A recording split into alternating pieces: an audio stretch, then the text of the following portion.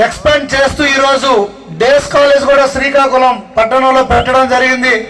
ఇక్కడ college school చాలా short పీరియడ్లో మంచి పేరు తెచ్చుకొని మంచి రిజల్ట్స్ ఇచ్చి చాలా అద్భుతమైన విజయాలు ఇచ్చి ఈరోజు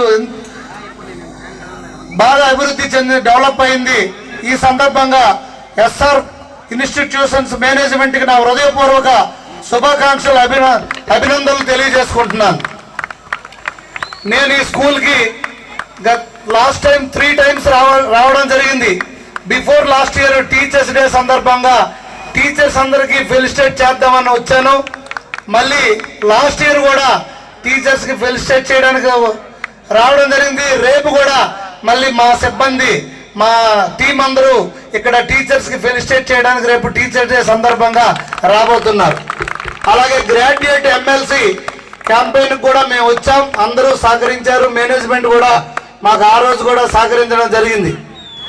సో ఈ సందర్భంగా నేను మేనేజ్మెంట్ వారికి హృదయపూర్వక ధన్యవాదాలు, అభినందనలు, నా యొక్క నమస్కారాలు తెలియజేసుకుంటూ స్టూడెంట్స్కి నా బెస్ట్ విషెస్ తెలియజేసుకుంటూ నేను స్టూడెంట్స్కి ఒక్కటే చెప్పదలుచుకున్నా.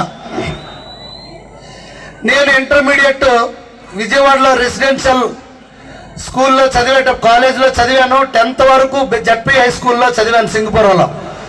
అక్కడ రెసిడెన్షియల్ స్కూల్ అప్పుడు ఏంటంటే ఒక జైలు మాదిరిగా ఉండేది, అంత స్ట్రిక్ట్ ఉండేది.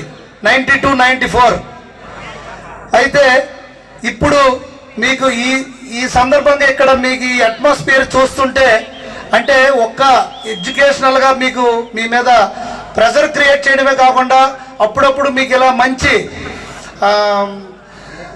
ఎంటర్టైన్మెంట్ ప్రోగ్రామ్స్ కూడా కాలేజ్ ఇస్తుందంటే మేనేజ్మెంట్ ఎంతో బ్రాడ్గా ఆలోచించి మీకు అందరికి కూడా అప్పుడప్పుడు రిలాక్స్ కోసం ఇలాంటి కార్యక్రమాలు చేపట్టడం చాలా సంతోషదాయకం.